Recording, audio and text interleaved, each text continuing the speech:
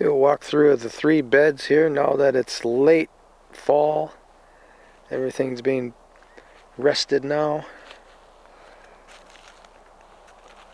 Covered most of the beds with reeds, but not only reeds, I also have Sudan grass on the top. That's what this coarser material is. And drew some artichokes. These 2 fenced-in areas has planted with elephant garlic. We've got those cedar poles on top to keep the reeds and the Sudan grass and the drew some artichoke stems from flying away. Chances of that are rather remote, but I've got the poles. See right here, a vole tried to dig in here and get some of this. Scare it. I'll have to get a trap over here. I'm watching as the blue jay shows up and he's taking eggshells. He's actually eating them. Maybe part of a grit or something. But the joke's on him. He ends up spreading those elements around the property.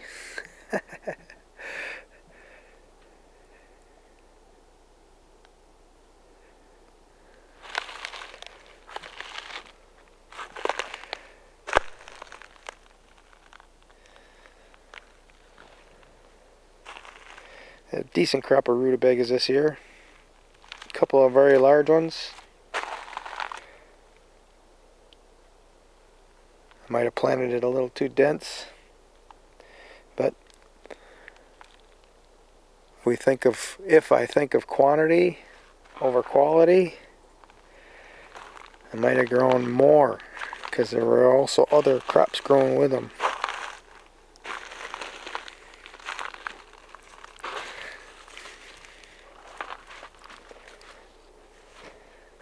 I've been planting various tree seeds in these 2 cages in areas.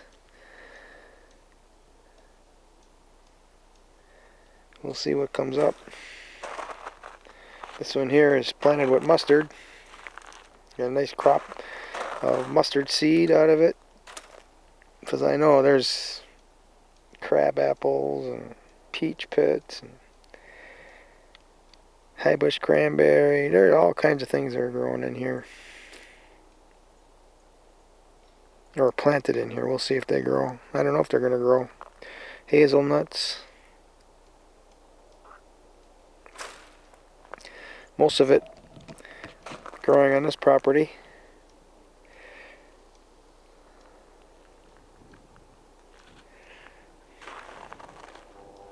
This little mound here is planted with hazelnuts and peach pits and white oak acorns. I added a bunch of other little seeds in it with it. Various bush seeds, berry seeds.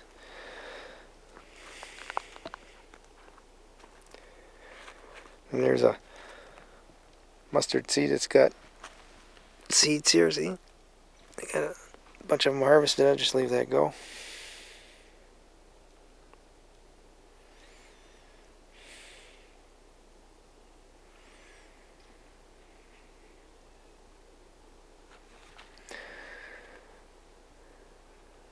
This bed is planted with spring onions, and they're all coming out of here next spring, as soon as the ground is thawed out.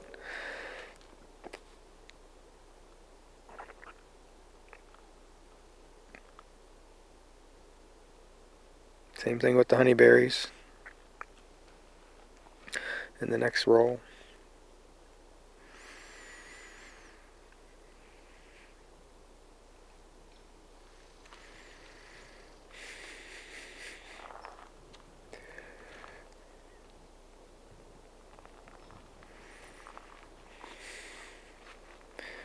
That little area grew some very large garlic, and then I put in mustard.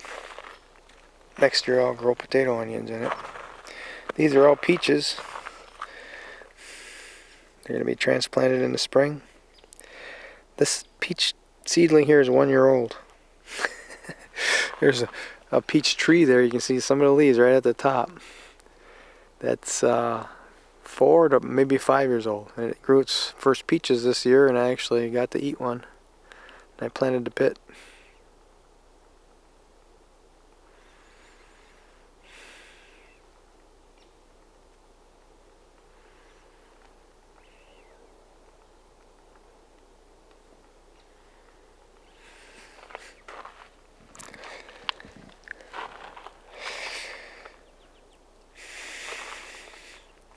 My shadow in the ferment tank. A key component of fertilizing these beds.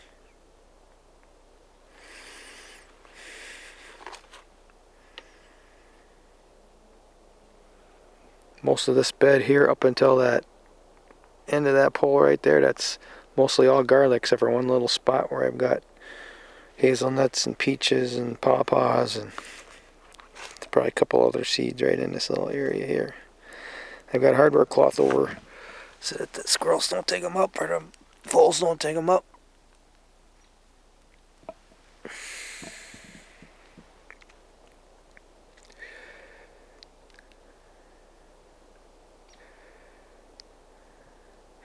That bare spot is where I want the ground to be froze because they're scared in there. I can watch what's going on. If I put ground cover over it like this, the voles will be digging in there. I'll never know it. All the scared will be gone. This way I'll know it. I can trap them. But if the ground is frozen, there's no problem.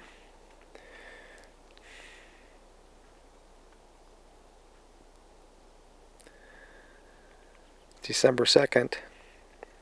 We got a warm stretch coming. And I don't know if it's enough to thaw it out. And if it is, I'll be visiting. I'll find out.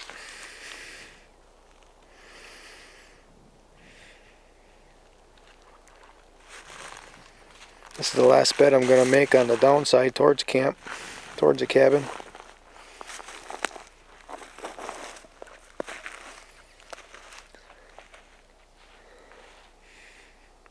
I'm going to need to do a little leveling here. That'll be access. I've already got cement pillars in the ground for a porch. But that's going to be the last thing I do. This front porch, it'll be a solar porch. As is described in the Solar Greenhouse book, 1970.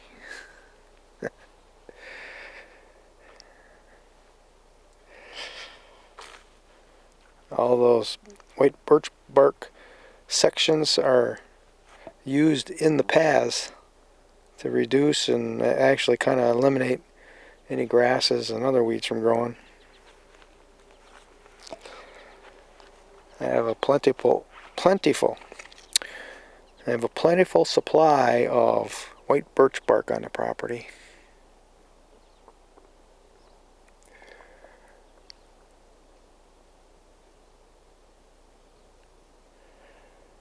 Deep cold rutabaga leaves as greens.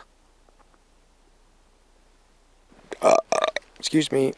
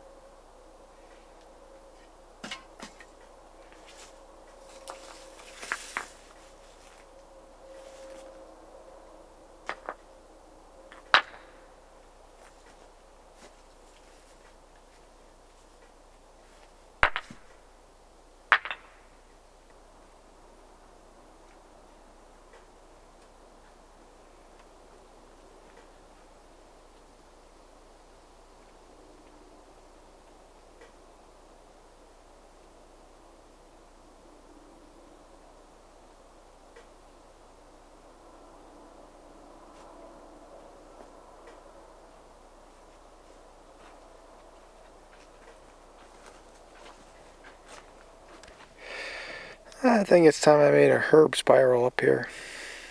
Right there. Right in the corner of camp, cabin, under the shade of a black walnut. Or the late afternoon shade of a black walnut anyway. I'm going to be pruning this black walnut so that all the branches head away from camp.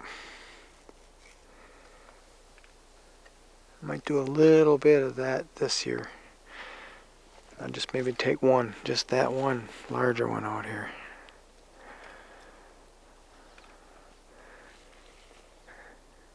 I'll wait for a couple months, January, February.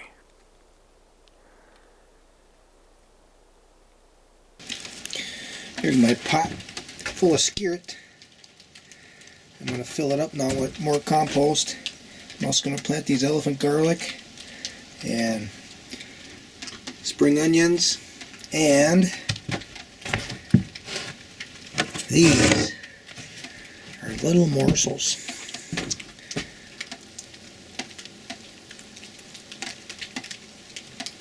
Crab apples. Crab apples are actually natives to this land.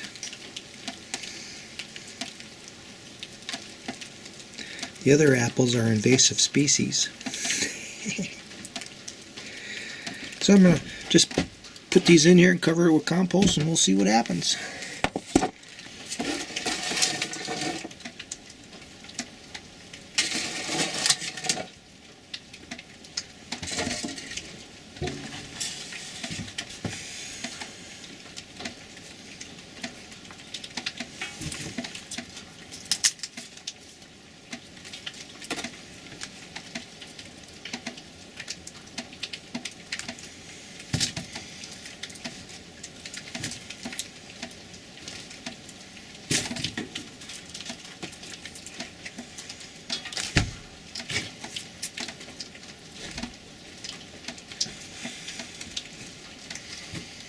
I'm thinking these garlics and onions will discourage voles from jumping in here.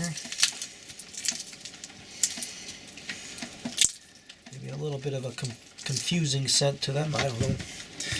It's something I think.